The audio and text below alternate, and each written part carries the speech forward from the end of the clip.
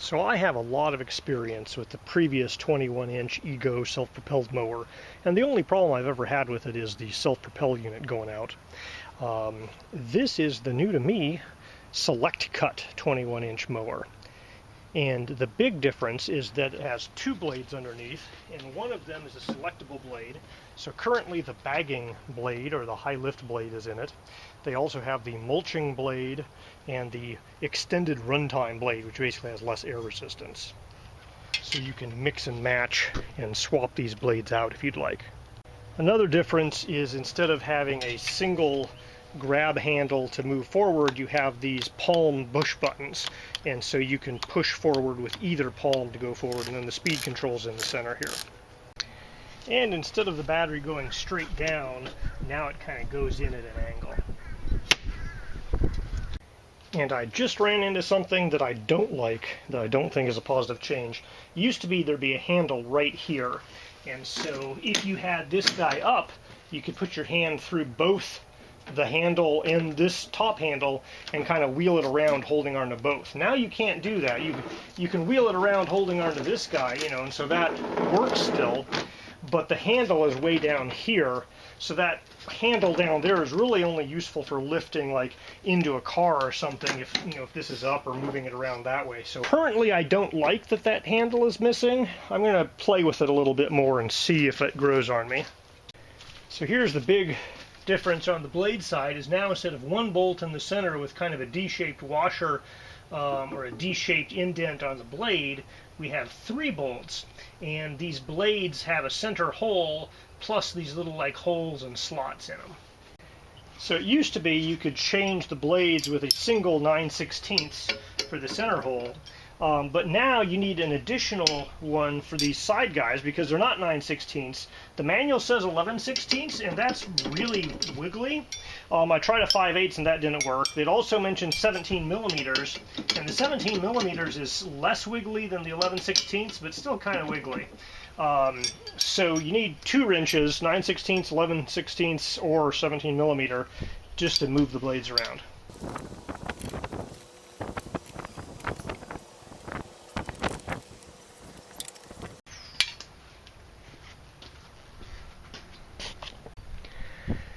So that center post still has the kind of D opening. These blades, however, just have a circular opening, and there's this washer with a rubber, well, I'm not sure if it's rubber, it might just be all metal, that has the D opening. So it looks like it's possible for the blades to break free and spin if you hit them with enough torque, and that might be something to save the motor a bit there. But the upper blade here has these two studs in it, and that's connected to the lower blade. And it does look like you need to remove these to sharpen, because these particular blades here don't look like they've been sharpened maybe ever. And you really can't get a file in here without taking these two blades apart to sharpen them. So sharpening is going to be a little bit more involved now.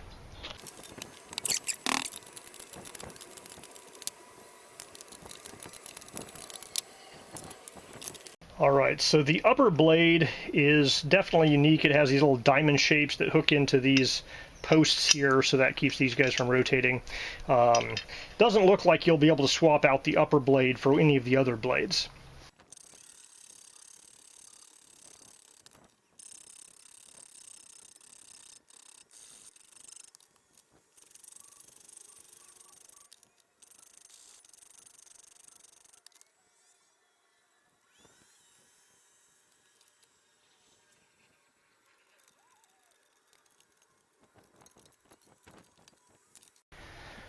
Alright, so I took these blades apart because I wanted to hit them with my grinder before I filed them down, because, it didn't look like they'd ever been sharpened.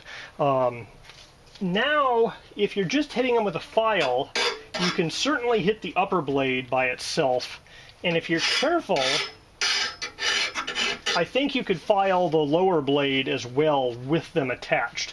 So if you're just filing them down, I think my advice would be try it without separating the two blades. Just keep them as a single unit. And then you really only have the one 9/16 bolt that you're moving on and off. Now, I do mulching exclusively, but I'm leaving the bagging blade on because that's the closest they have to a high lift blade for this guy. And I figure I've been using a high lift blade. I use my regular 21-inch non-select cut mower at 4 or 5 height level with a kind of a bagging blade or a high lift blade all the time. And it works fine for mulching for me anyways. I figure with an extra blade here, it'll mulch even better. So they basically hit the grass first with the upper blade and then just, you know, an inch or two below that with the lower blade. So I think if you had a very small amount of growth, you'd only be exercising your lower blade. But if you have at least an inch and a half of growth before you mow, you're going to be exercising both blades. So I guess you have twice the cutting surface in that area, but you're also cutting the grass twice as much. So I think these blades are going to need sharpening just as frequently as in my regular mower, because I think they're kind of hitting the same amount of grass stalks, regardless of the fact that there's 2 of them. Now, I tightened these guys up in my bench vise, and I think that was a mistake because now I can't quite get it on that guy, and I think it's because I have them slightly offset. So I think as a balancing mechanism, you have to have these bolts loose, put it on there, and then tighten these bolts up because it's going to center on that shaft right there, and then you want to lock these in place.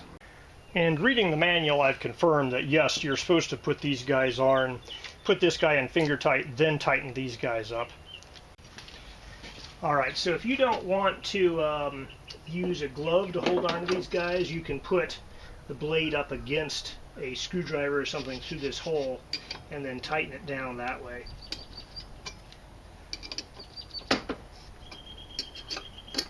And they do say to tighten to 9/16 first, and they have torque measurements.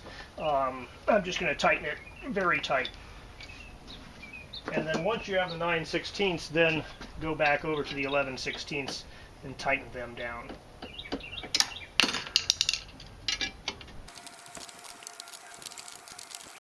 Alright, now that I'm happy with the blade, let's go try out the mower.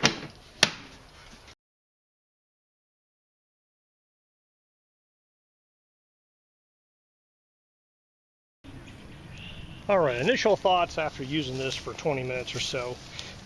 The engage lever feels basically exactly the same as the original 21-incher. The forward speed here, the top speed feels just slightly slower than I remember. I'm going to have a race between 2 of these just to see for sure. I like the fact that the battery with the 5 LED fuel gauge is tilted back so you can see that fuel gauge. So even with my sunglasses on, it's real easy to see how much battery I have left. The forward controls, it's good that they have ambidextrous left and right hand, so if you're missing a limb or you're just left-handed, you want to use only your left hand, you can easily control it there. You don't need a hand on the right-hand side to flip that thing back. I feel that they're too far up. If you normally mow your lawn like this, it's fine. But I normally mow my lawn like this, and my hands are below those guys. So I either have to put a thumb on it, which is painful after a long amount of time because you're pushing forward all the time with your thumb, or you have to move your hands up a little bit and grab like this, which isn't horrible. I'd probably get used to it. But I have, after mowing my lawn for 5 or 6 years with the old style where I could hold it down here and clamp it and go, I kind of still prefer the old style after only 20 minutes of the new style. Lawn mowing performance is perfectly fine, at least as good, if not better, than the original one. So, you know, I have no complaints about the lawn mowing performance and the power of it. Now, it does sound a little bit more like a propeller airplane, and I do have the high lift blade on, but if you listen here,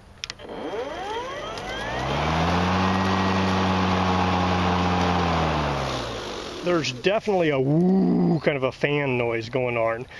It's not much louder than the one I had before, but it feels like it might be doing more air resistance. And some of that's the double blade, some of that's the fact I have the high lift blade on here, although I was using the high lift bagging blade on my other one as well. So I'm going to get the other one out and kind of do a side-by-side comparison. So this right here is that upper handle I was talking about. You can grab it like that and just pull this thing off and lower it down. I like being able to grab both handles at the same time like that. So these are both 21-inch mowers with the wheelbase. It's basically essentially the same. So height-wise, the Select Cut one has tilted that battery down a little bit, so it's just a couple inches shorter. You could get underneath hedges with it a little better. There's that front bumper handle difference there. So you can get just, you know, an inch closer to things with the Select Cut model, but you do lose that handle. Plastic pieces on the back look very similar, but they are not exactly the same. The pattern on them is a little different, so you can definitely, you might be able to interchange them. It's possible that the screw holes, no, not even that. So the screw holes are in slightly different locations, so they're not interchangeable. So this is the self-propel handle that I kind of like, because I can do really low and hold on to it really low. Of course, I can't do anything from the left-hand side, so you have to do it right-handed. Now let's listen to the high lift bagging blade on this guy.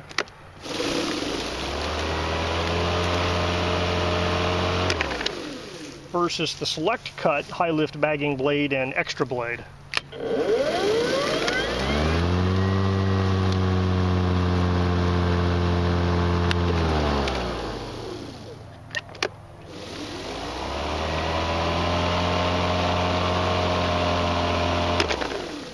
So I'm going to say, you know, this guy's not noisy. It's not super loud. Your neighbors aren't going to be annoyed at you mowing.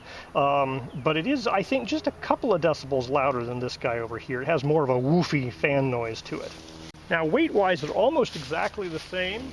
This guy here feels a little bit, maybe it's better balanced, but it seems a little bit easier for me to lift up and steer around. This guy's not bad. It feels just slightly heavier.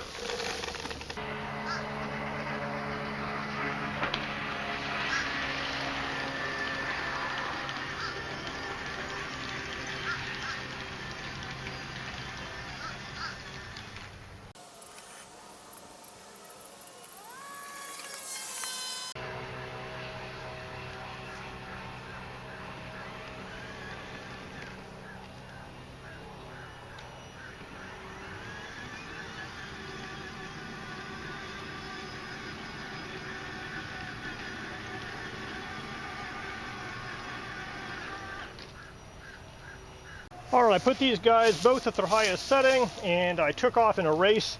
The Select Cut is definitely slower to accelerate up to top speed, so the original 18-inch self-propel gets ahead of it by a whole lawnmower length there.